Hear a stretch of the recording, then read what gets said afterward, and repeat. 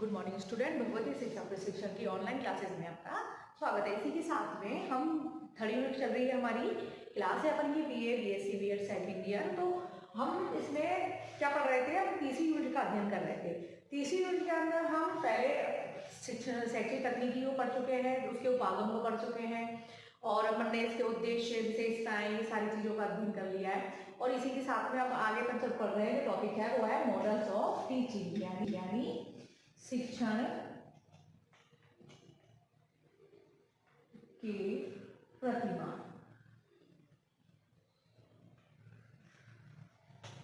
तो शिक्षण के प्रतिमान क्या होते हैं, तो हमें शिक्षा में इसका क्या प्रयोग है और क्यों प्रयोग में लेते हैं, प्रतिमान का क्या मतलब है, क्या नहीं है, चीजों को हम आज इन चीज को समझेंगे यानी शिक्षण प्रतिमान।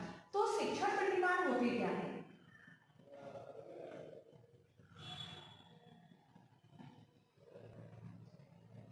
शिक्षण प्रतिमान क्या होता है। तो शिक्षण प्रतिमान जो है वो ये होता है कि एक शिक्षक अपने मतलब कोई भी बड़ी चीज को वो कक्षा में बताना चाहता है, समझाना चाहता है, उसके लिए मतलब जैसे कि अगर शिक्षक को ताजमहल के बारे में बताना है या फिर कोई माउंटेन वगैरह के बारे में बताना है, तो शिक्षक क्या करता है, उसमें उस चीज का एक छोटा रूप प्रारूप तैयार करता है। उसको अपन क्या कहते हैं, शिक्षण मॉडल यानी वो मॉडल यानी शिक्षा में शिक्षक को और ज्यादा प्रभावशाली बनाने के लिए मॉडल्स का प्रयोग किया जाता है। कोई भी चीज को एक विस्तृत रूप को एक सूक्ष्म रूप में लाना, तो वो होता है शिक्षण मॉडल। यानी मॉडल सबसे बनाए अंग्रेजी के किस सबसे बनाए, मॉडल से, यानी मॉडल जो ये अंग्रेजी का मॉडल शब्द है तो इसका होता है यानी प्रतिमान। क्या कहते हैं इसको, प्रतिमान। तो जो दिन प्रतिदिन के जीवन में अनेक तरह में प्रयोग में लाते हैं, जैसे कि अपन ने अभी समझा कि ताजमहल की किसी मॉडल को ध्यान में देखने पर हम छोटे आकार का होता है, वह भी वास्तविकता का आभास कराने का प्रयास करता है, तो वो क्या है, मॉडल या प्रतिमा। यानी इस प्रकार वस्तुओं का वह रूप जो नकल होता हुआ भी वास्तविकता का आभास कराए, तो बोलते हैं मॉडल यानी वास्तविकता का आभास कराता है, उसको कहते हैं मॉडल यानी वास्तविकता का आभास कराना।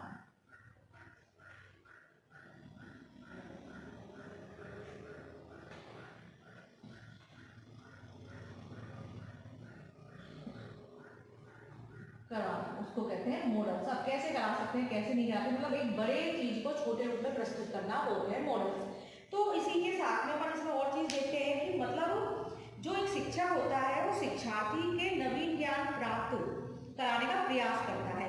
कैसे करता है कि अध्यापक एक प्रतिमान प्रस्तुत करता है, शिक्षार्थी उस प्रतिमान का अनुकरण करके उस आदर्श को प्राप्त करने का प्रयास करता है। तो वो कैसे करता है, वो अनुदेशन के माध्यम से करता है। तो अनुदेशन के अतिरिक्त छात्र अनुकरण से भी सीखता है। इसी प्रकार किसी बड़ी योजना या वस्तु को छोटे रूप में प्रस्तुत करने के लिए उस वस्तु के प्रतिमान का प्रयोग किया जाता है। मतलब क्या होता है, छोटे रूप को। जिस प्रकार भवन निर्माण में पूर्व शिल्पकार या आर्किटेक्ट का प्रतिमान तैयार करते हैं, जिस प्रकार उसी प्रकार शिक्षण के क्षेत्र में शिक्षण प्रारूप को शिक्षण प्रतिमान कहा जाता है। अब ये चीज आपको समझ में आ गई, प्रतिमान क्या होते हैं कि जैसे कि एक शिल्पकार जो होता है कि मकान बनाने के लिए जो तैयारी करता है, यानी मकान के लिए मॉडल तैयार करते हैं, मालूम अपन बनाते हैं, नक्शा बनाते हैं, सब चीज बनाते हैं, तो वो चीज बनाते हैं, उसके बाद उसको एक छोटी सी चीज से उसको बड़ा रूप दिया जाता है, तो वो भी प्रतिमान होते हैं। तो मॉडल्स को आप समझ आ गया, मतलब शिक्षण कार्य को और ज्यादा प्रभावशाली बनाने के लिए जिन चीजों का प्रयोग किया जाता है, जैसे कि शिक्षक बड़ी चीज को सामने नहीं ला सकता या फिर उस जगह पे नहीं पहुंचाया जा सकता विद्यार्थी को, तो फिर उस चीज का एक छोटा रूप या नकल तैयार कर ली जाती है, तो उसको प्रतिमान कहते हैं। तो आपको ये चीज समझ में आ गया कि शिक्षण प्रतिमान क्या होते हैं। इसी के साथ में अब हम देखते हैं कि शिक्षण प्रतिमान, इसको दूसरे शब्दों में हम एक सिंपल देख लेते हैं, शिक्षण कार्य को पूर्ण करने के लिए तैयार की गई रूपरेखा, यानी शिक्षण कार्य को पूर्ण करने के लिए तैयार की गई रूपरेखा या कह सकते हो प्रारूप। क्या कह सकते हैं इसको, यानी शिक्षण कार्य को पूर्ण करने के लिए तैयार की गई रूपरेखा शिक्षण प्रतिमान कहलाती है। प्रतिमान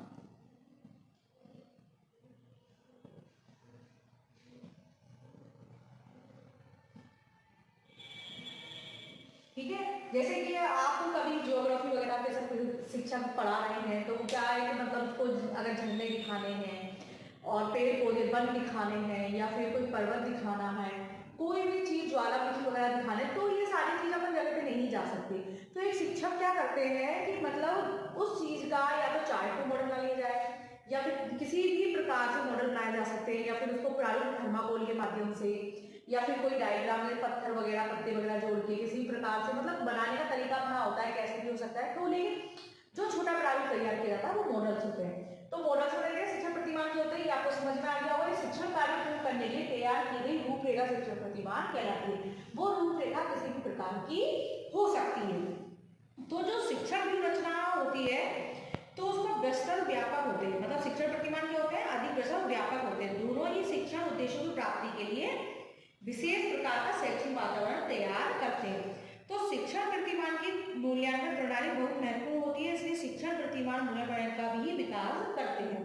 यानी ये सारे जो प्रतिमानों का प्रयोग किया जाता है, मॉडल्स का प्रयोग किया जाता है, वो उद्देश्यों की प्राप्ति के लिए किया जाता है, जिससे कि विद्यार्थी ज्यादा से ज्यादा चीजों को समझ सके और उस रूपरेखा को अपने मस्तिष्क में बिठा सके। उसका जो शिक्षा प्राप्त करने का जो माध्यम है, जो सीखने की वो कला है, उसमें की सारी चीजों को वो अपने अंदर, क्योंकि देखने सुनने और कहते हैं देखना सुनना बोलना, उससे क्या होता है कि बच्चा ज्यादा ज्यादा सीखता है। क्यों जितनी क्रियाएं होंगी बालक उतना ज्यादा ही सीखेगा। तो इसलिए मॉडल का प्रयोग शिक्षण को और ज्यादा प्रभावशाली बनाने के लिए किया जाता है। तो मॉडल जो है अब अपन देखते हैं इसकी परिभाषाएं।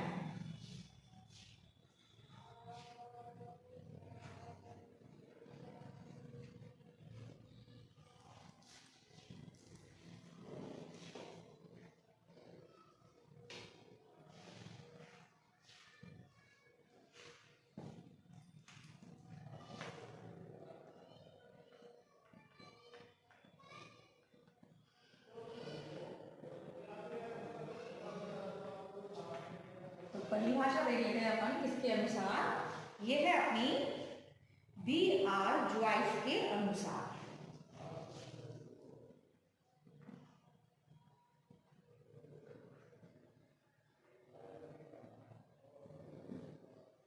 क्योंकि ये जो शिक्षण प्रतिमान है बहुत इंपॉर्टेंट चीज है, क्योंकि जो शिक्षण प्रतिमान शिक्षण क्रियाओं के लिए निश्चित रूपरेखा प्रदान करता है। इसका मुख्य उद्देश्य होता है बालक कर लाना, उद्देश्यों की प्राप्ति कराना, ये सारी चीज। तो इस वजह से शिक्षण प्रतिमान जो होते हैं जो शिक्षण उद्देश्य प्राप्त करने हेतु विभिन्न विधियों प्रविधियों योजना व स्वरूपों को प्रयोग में लाया जाता है। तो वही है शिक्षण प्रतिमान। इसी के साथ में हम जो देख रहे हैं B.R. जॉइस के अनुसार परिभाषाएं देख रहे हैं। तो इन परिभाषाओं से ये है कि हमें सारी चीज क्लियरिटी समझ में आ जाती है, किसने क्या कहा किसने क्या नहीं कहा। तो शिक्षण प्रतिमान को पहले समझ लिया शिक्षण प्रतिमान है क्या नहीं है, विभाग परिवर्तन लाया जा सकता, मतलब बालक इसे ज्यादा से ज्यादा सीखते हैं। तो इसी प्रकार जो शिक्षण प्रतिमान है मॉडल्स जो अपन पढ़ रहे हैं, तो उसमें अपन B.R. जॉइस क्या कहते हैं कि शिक्षण प्रतिमान अनुदेशनात्मक प्रारूप होते हैं। यानी अनुदेशनात्मक क्या था, अनुदेशन यानी सीखना सिखाना देखना, ये सारी चीज अपन देखा अनुदेशन अनुकरण वगैरह ये अपन पढ़े। तो अनुदेशन यानी आदेश देना अपन ने पहले पढ़ा था, ये अनुदेशन का टॉपिक था वो। तो शिक्षण प्रतिमान अनुदेशनात्मक प्रारूप होते हैं, वे उन वातावरणीय परिस्थिति को पैदा करने वाली विशिष्ट प्रक्रियाओं का वर्णन करते हैं जिनके अंतर्गत विद्यार्थी ऐसी अंतर क्रिया करता है जिससे उनके विभाग में परिवर्तन हो सके। मतलब इसका ये है कि जैसे भी अपन ने कोई डायग्राम बनाया होता है तो बालक क्या होता है कि जो शिक्षा कार्य जो निरस हो जाता है, बच्चे बोर होने लगते हैं क्लास में। कई बार अपन ने देखा है कि बच्चे बोर हो जाते हैं पढ़ते पढ़ते, कोई कभी लिखाते हैं तो लिखते थे कहते बोर हो गए हम नहीं पढ़ रहे हैं, मतलब मन नहीं करता है। तो जो निरस जो विद्यार्थी जो शिक्षण क्रिया हो जाती है, तो वो निरसता को दूर करने के लिए जो शिक्षण प्रतिमान का प्रयोग करते हैं यानी दिखाते, तो बच्चों को क्या उसमें एक्साइटमेंट बनाता है कि इसमें क्या है क्या नहीं है, तो नई चीज मिलेगी देखने को, तो वो देखने जो करते हैं तो उससे वो जल्दी सीखते हैं। तो जो शिक्षण प्रतिमान होते हैं वो ऐसी परिस्थिति को पैदा करते हैं जिससे विशिष्ट प्रक्रिया का वर्णन करते हैं जिनके अंदर विद्यार्थी की ऐसी अंतर्क्रिया करता है जिससे विभाग में परिवर्तन हो जाता है, वो बदल जाता है, वो देखता है, सीखता है, इंटरेस्ट लेता है, वो पढ़ाई की व्यवस्था उसकी दूर हो जाती है। तो ये सारी चीज हो गई इसमें। अब अपन देखते हैं दूसरी परिभाषा, वो है अपनी एस वाइल्ड के अनुसार। एच सी वाइल्ड के अनुसार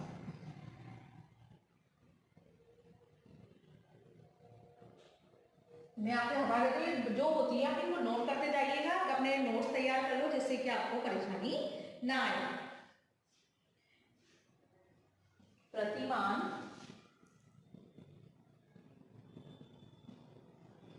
किसी आदर्श के अनुरूप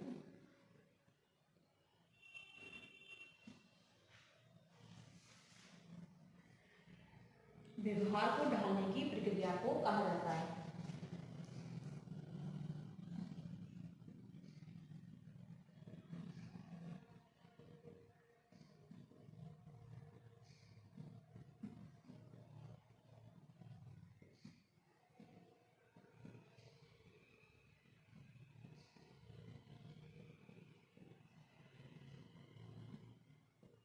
यह है कि प्रतिमान किसी आदर्श के अनुरूप व्यवहार को ढालने की प्रक्रिया को कहा जाता है। यानी प्रतिमान तो हम पढ़ ही रहे हैं, शिक्षण प्रतिमान क्या है क्या नहीं है, कि मतलब शिक्षण के उद्देश्य प्राप्त करने हेतु विभिन्न विधि प्रविधि योजना और स्रोत को प्रयोग में लाया जाना ही क्या होता है, शिक्षण प्रतिमान। तो पर ये पढ़ रहे हैं कि शिक्षण कार्य पूर्ण करने के लिए तैयार की गई रूपरेखा शिक्षण प्रतिमान कहलाती है। इसी प्रकार से वाइल्ड ने भी कहा है कि प्रतिमान किसी आदर्श के अनुरूप व्यवहार को ढालने की प्रक्रिया को कहा जाता है। यानी प्रतिमान किसी आदर्श के अनुरूप, आदर्श क्या, जो चीज देखने के लिए, जो चीज अपन ने प्रयुक्त की है, जो भी अपन ने उसका प्रारूप तैयार किया है, रूपरेखा तैयार की है, तो उसके अंदर व्यवहार डालने की प्रक्रिया मतलब जो भी चीज शिक्षक पढ़ाना चाहता है, दिखाना चाहता है, तो वो मॉडल के माध्यम से दिख जाती है, समझ में आ जाती है। तो इससे क्या होता है, बालक के व्यवहार में परिवर्तन होता है, और जैसे शिक्षक चाहता है कि इस व्यवहार में बच्चा ढल जाए, तो वो उसमें ढल जाता है, किससे, प्रतिमान के माध्यम से। तो दो परिभाषाएं होगी, अभी अपने और परिभाषाएं देख लेते हैं इसमें। यह है अपनी पाल डी ईगन एवं उसके सहयोगी के अनुसार। आप नोट करते जाइए, इसको मैं साफ कर दे दूं, आप देख लेना।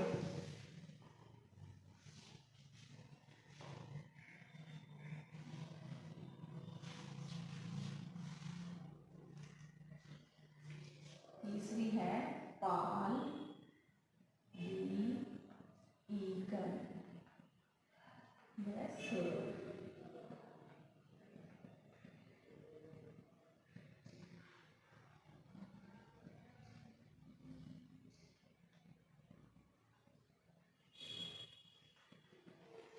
पाल डी ईगन व सहयोगी के अनुसार ये कहते हैं कि विशिष्ट अनुदेशनात्मक लक्ष्यों की प्राप्ति, विशिष्ट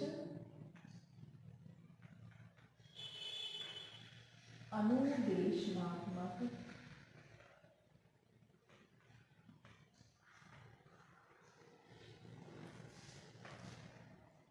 लक्ष्यों की प्राप्ति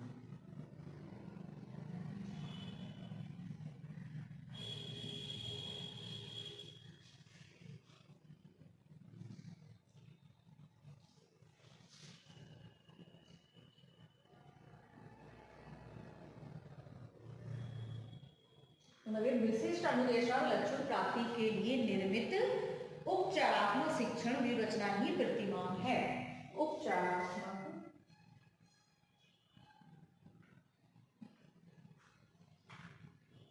शिक्षण, यानी उपचारात्मक मतलब क्या होता है कि किसी चीज को, उसकी समस्या का समाधान करना। शिक्षण व्यूहरचना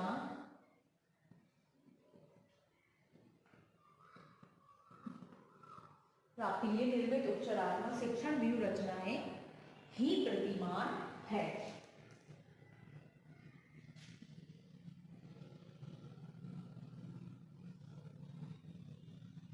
तो इसमें ये विशिष्ट अनुदेशनात्मक लक्ष्यों की प्राप्ति मतलब इसके लिए जो अपन सीखना चाहते हैं, जो सिखाना चाहते हैं, उसके लक्ष्य की प्राप्ति के लिए जो भी अपन साधन का प्रयोग कर रहे हैं, जिन जिन कई साधन यानी प्रतिमानों का, उपचारात्मक जल्दी समस्या समाधान जिससे हो, जिससे बच्चे को जल्दी समझ में आ रहा है, उन शिक्षण की व्यूहरचना ही प्रतिमान है, मतलब उन चीजों का प्रयोग ही प्रतिमान है।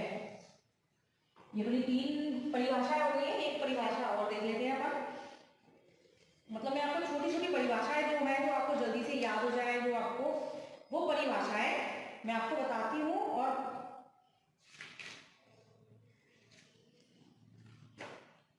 अगली है अपनी हीमैन के अनुसार।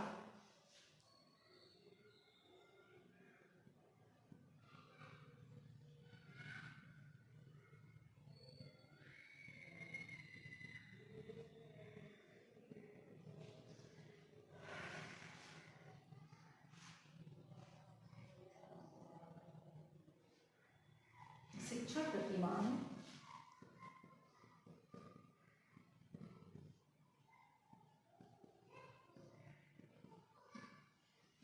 यानी हीमैन क्या कहते हैं कि शिक्षण प्रतिमान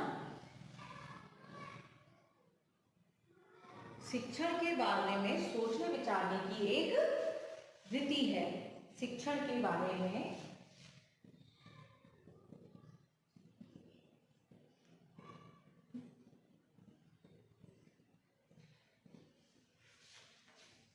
सोचने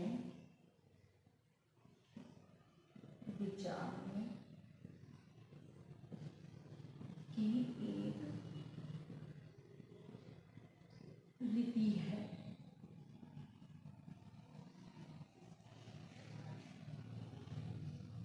जो वस्तु के अंतर्निहित गुणों को परखने के लिए आधार प्रदान करती है। जो वस्तु के अंतर्निहित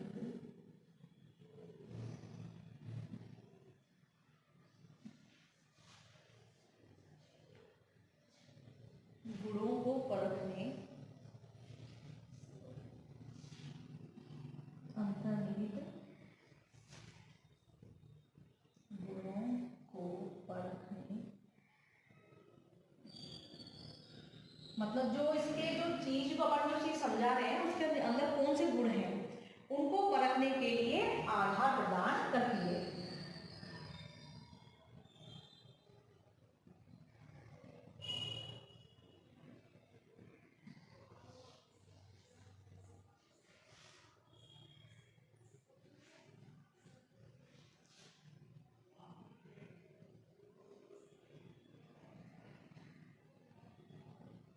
मतलब शिक्षण प्रदान शिक्षण के बारे में सोचने विचारने की रीति है जो वस्तु के अंदर गुणों को परखने के लिए आधार प्रदान करती है। और प्रतिमान किसी वस्तु को विभाजित और व्यवस्थित करके तार्किक रूप से प्रस्तुत करने की विधि है। और प्रतिमान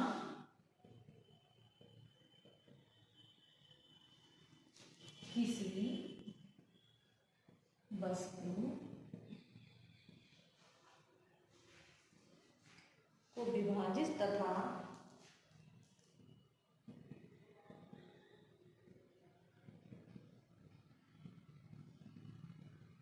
व्यवस्थित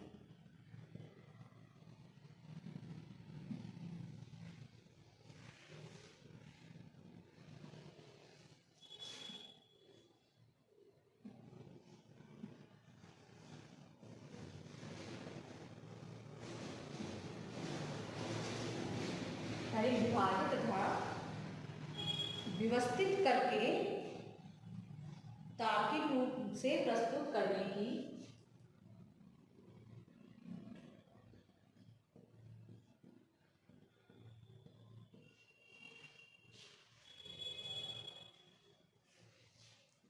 विधि है।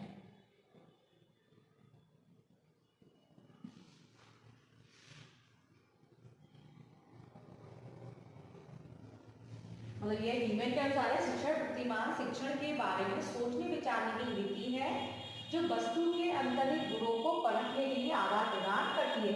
प्रतिमान किसी वस्तु को विभाजित और व्यवस्थित करके तार्किक रूप को प्रस्तुत करने की विधि है। तो अपन की ये 4 परिभाषा हो गई है। तो परिभाषाओं में यही है कि इससे ये है कि हमें अच्छे से ही समझ में आता है कि प्रतिमान होते क्या है और क्यों होते हैं। तो तो इसी परिभाषा में हम कह सकते हैं कि शिक्षण प्रतिमान वास्तव में अधिगम वातावरण उत्पन्न करने के प्रतिमान है जो सीखने के अनुभवों के लिए वास्तविक तथा व्यवहारिक रूप प्रदान करते हैं। और क्या करते हैं इसमें कि जिससे शैक्षिक वातावरण उत्पन्न करने का साधन भी है ये। तो शिक्षण कला के साथ साथ विज्ञान भी है जो शिक्षण इस पर बल देते हैं कि प्रतिमान से संबंधित मौलिक प्रश्न का उत्तर देना और उनको व्यवहार कैसे करना है कैसे नहीं करना है, और मतलब प्रतिमान प्रस्तुत करने में कौन से सिद्धांत काम में आएंगे, किन उद्देश्यों की प्राप्ति करनी है, कौन से तत्वों की प्राप्ति करनी है, वो सारी चीज प्रतिमान के माध्यम से चलती है। क्योंकि प्रतिमान को हम समझ रहे हैं कि मॉडल होते हैं बच्चों के, जिससे क्या होता है सीधा इफेक्ट डालते हैं, जो शिक्षा की निरस्ता है उनको वो दूर करते हैं। तो इसी निरस्ता को दूर करने के लिए शिक्षण के प्रतिमानों का प्रयोग किया गया, यानी बच्चों के जो शिक्षण मतलब अच्छे से अच्छे सीख सके, उनके अंदर गुणों का विकास किया जा सके, और जो तत्व है वो मतलब जिससे कि अपन खुद इस चीज को जानते हैं, कोई चीज अपन देख रहे हैं सामने तो वो अपने दिमाग में बैठ जाती है, कहते हैं ना मन मस्तिष्क में बैठ जाती है, अपन देख रहे हैं तो सारी चीज अपन को मालूम है कि क्या हुआ क्या नहीं है, कैसी ये चीज कैसी, तो अपन उसके बारे में कोई पूछता है तो अपन बता सकते हैं कि वहाँ पर ये चीज है। अपन जैसे कहीं भी घूमने जाते हैं तो वहाँ की प्रकृति देखते हैं तो उसकी विशेषता को बता सकते हैं, सब चीज है। तो इसी प्रकार से जो मॉडल्स होते हैं तो इसमें क्या होता है बालक की जो शिक्षा की क्रिया होती है उसमें निरस्ता आ जाती है कि एक चीज अपन रेगुलर पढ़ते पढ़ते तो बोर हो जाते हैं कि नहीं हम बोर हो गए नहीं पढ़ना चाहते, तो जो निरस्ता होती है तो कई चीजों का प्रयोग करने से शिक्षा के अंदर तो निरस्ता दूर हो जाती है। कई बार हम देखते हैं कई एक्टिविटीज कराई जाती है, क्यों कराई जाती है, जिससे कि जो शिक्षण कार्य में निरस्ता आ रही है, बच्चे को नई चीज सिखानी है, तो ये सारी चीजें एक्टिविटीज में शामिल की जाती है, बच्चा अच्छे से अच्छे सीख सके और उस चीज को जान सके, पढ़ाई के साथ में कई क्रियाएं कर सके इस वजह से। तो प्रतिमान जो होते हैं प्रतिमान में यही है कि शिक्षा में इसका प्रयोग इसलिए किया जाता है कि इस बालक के व्यवहारिक परिवर्तन आ सके, वो उद्देश्यों की प्राप्ति कर सके, ये सारी चीजें अपन की जो अधिगम जो पेपर है ये वाला अपन का, तो इसका अंदर ये तो है ही कि उद्देश्य प्राप्ति और व्यवहारिक परिवर्तन है, शिक्षण और अधिगम जो अपन पढ़ रहे हैं तो इसमें यही है कि शिक्षा में प्रतिमान का प्रयोग, क्योंकि हम तकनीकी पढ़ रहे हैं, तकनीकी में हमने देखा कितनी चीजों का प्रयोग हुआ किसका नहीं हुआ, तो अपन इसके उपागम भी पढ़े थे, हार्डवेयर सॉफ्टवेयर प्रणाली उपागम भी पढ़े थे पढ़ने।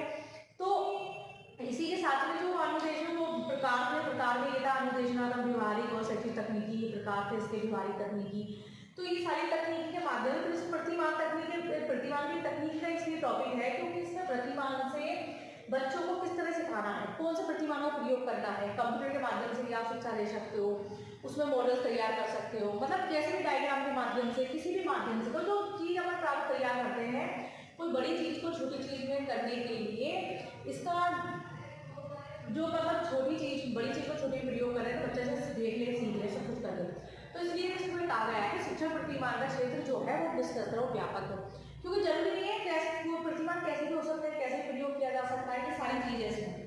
तो इसी के साथ में जो हमने ये सारी चीज पढ़ ली, हमने विशेषताएं पढ़ ली, सब पढ़ ली।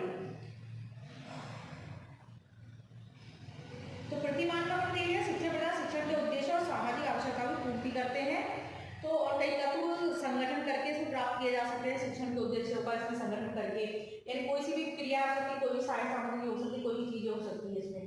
तो अपन ने शिक्षण का प्रतिमान देख लिया, ये देख लिया, अब अपन देखते हैं शिक्षण प्रतिमान के कार्य, यानी शिक्षण प्रतिमान के कार्य कौन कौन से हो सकते हैं, परिभाषा के साथ में अपन इसके कार्य भी देख लेते हैं।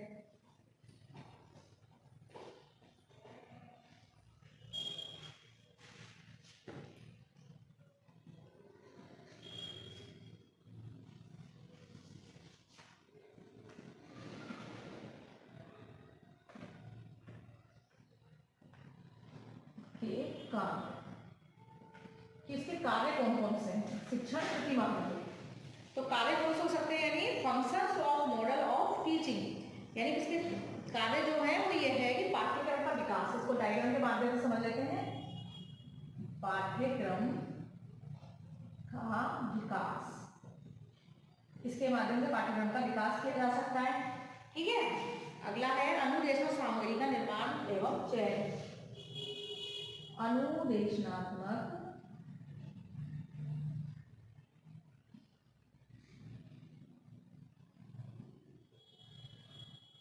सामग्री का चयन,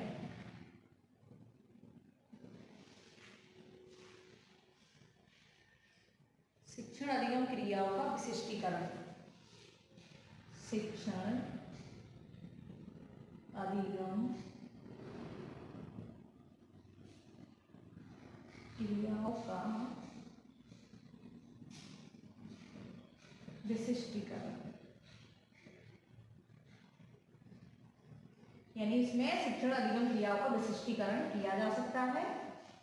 और अगला है उनका शिक्षण में सुधार,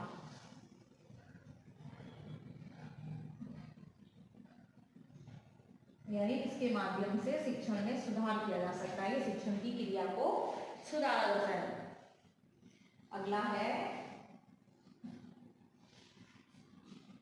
अनुदेशात्मक उद्देश्यों का निर्माण, अनुदेशात्मक उद्देश्यों का निर्माण, यानी शिक्षण प्रतिबंध कार्य क्या है? पाठ्यक्रम का विकास करना, यानी पाठ्यक्रम का विकास, यानी एक मॉडल वगैरह दिखाकर और पाठ्यक्रम को इसका विकास किया जा सकता है कि पाठ्यक्रम में क्या है क्या नहीं है, सारी चीजों को मॉडल के माध्यम से भी समझाया। जैसे कि अपन ने अभी इस टॉपिक को लिया कि शिक्षण प्रतिमान के कार्य, तो इसमें यही था कार्य क्या है? पाठ्यक्रम विकास किया, मतलब ये क्या हो गया, अपन डायग्राम बना लिया तो ये क्या हो गया, डायग्राम बना लिया, मॉडल ही हो गया।